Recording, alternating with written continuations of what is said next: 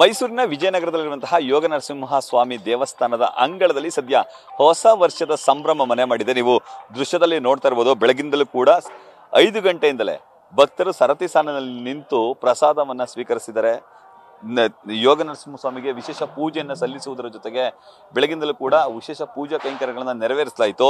ದೇವಸ್ಥಾನದ ಪ್ರಧಾನ ಅರ್ಚಕರಾದಂತಹ ಪ್ರೊಫೆಸರ್ ಭಾಷ್ಯಂ ಸ್ವಾಮೀಜಿ ಅವರ ಸಮ್ಮುಖದಲ್ಲಿ ಲಡ್ಡು ಅಂದ್ರೆ ತಿರುಪತಿ ಮಾದರಿಯ 2 ಲಕ್ಷ ಲಡ್ಡುಗಳನ್ನ ಹಂಚುವಂತ ಕೆಲಸಕ್ಕೆ ಮುಂದಾಗಿದ್ದಾರೆ.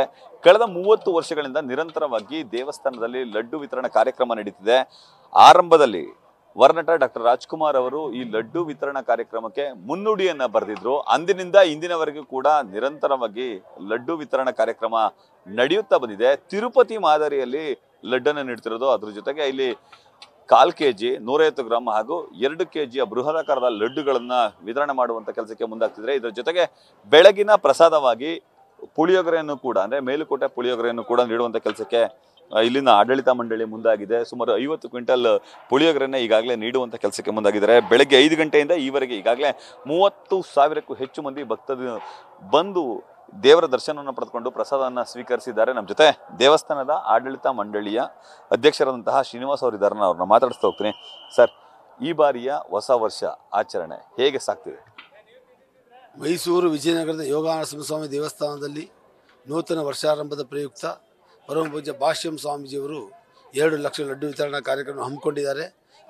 ಈ ಕಾರ್ಯಕ್ರಮ 1/1/2025 ಬುಧವಾರ ಬೆಳಗ್ಗೆ 4 ಗಂಟೆಗೆ ಶ್ರೀ ಸ್ವಾಮಿಗೆ ನಿತ್ಯಾರಾಧನೆ, ಧಾರ್ಮಿಕ ವಿಧಿವಿಧಾನಗಳ ಪ್ರಕಾರ ಸ್ವರ್ಣ ಪುಷ್ಪದಲ್ಲಿ ಸಹಸ್ರನಾಮಾರ್ಚನೆ, ಆಮೇಲೆ ತೋಮಾಲೆ ಸೇವೆ, ಏಕಾದಶ ಪ್ರಾಕಾರೋತ್ಸವ, ನಂತರ 50 ಕ್ವಿಂಟಾಲ್ ಪುಳಿಯೋಗರೆಯನ್ನು ನೈವೇದ್ಯ ಮಾಡಿ ಭಕ್ತರಿಗೆ ಬೆಳಿಗ್ಗೆ 4 ಗಂಟೆಯಿಂದನೇ 4 ಗಂಟೆಗೆ ಭಕ್ತರಿಗೆ ಲಡ್ಡು ಪ್ರಸಾದ ಮತ್ತು ಪುಳಿಯೋಗರೆ ಪ್ರಸಾದವನ್ನು ಭಾಷ್ಯಂ ಸ್ವಾಮೀಜಿಯವರು ಭಕ್ತಾದಿಗಳಿಗೆ ನೀಡ್ತಾ ಇದ್ದಾರೆ.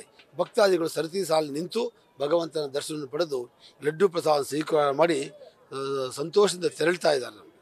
ಯಾಕೆ ತಿರುಪತಿ ಮಾದರಿ ಲಡ್ಡು ಹಂಚಬೇಕು ಅಂತೇಳಿ ಅನಿಸ್ತು? ಇದು 94ನೇ ಇಸ್ವಿಯಲ್ಲಿ ನಮ್ಮ ದೇವಸ್ಥಾನಕ್ಕೆ ರಾಜ್ಕುಮಾರ್ ದಂಪತಿಗಳು ಆಗಮಿಸಿ ಭಗವಂತನ ದರ್ಶನವನ್ನು ಪಡೆದು ಸ್ವಾಮೀಜಿಯವರ ಆಶೀರ್ವಾದವನ್ನು ಪಡೆದು ಸ್ವಾಮೀಜಿಯವರ ಹಾಗೆಯೇ ಮಾತಾಡ್ತಾ, ಸ್ವಾಮೀಜಿಯವರೇ, ನಮ್ಮ ದೇವಸ್ಥಾನ ಇತ್ತೀಚಿನ ದಿನಗಳಲ್ಲಿ ಸಾಮಾನ್ಯ ಜನರಿಗೆ ತಿರುಪತಿ ದರ್ಶನ ಮಾಡೋದು ತುಂಬ ಕಷ್ಟ ಆಗ್ತಾ ಇದೆ.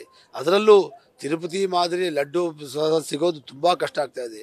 ಆದ್ದರಿಂದ ನಮ್ಮ ದೇವಸ್ಥಾನದಲ್ಲೇ ನಾವು ಯಾಕೆ ಲಡ್ಡುವನ್ನು ನಮ್ಮ ದೇವಸ್ಥಾನ ಹಂಚಬಾರ್ದು ಅಂತ ಒಂದು ಪ್ರಾರ್ಥನೆಯನ್ನು ಮಾಡಿದ್ರು.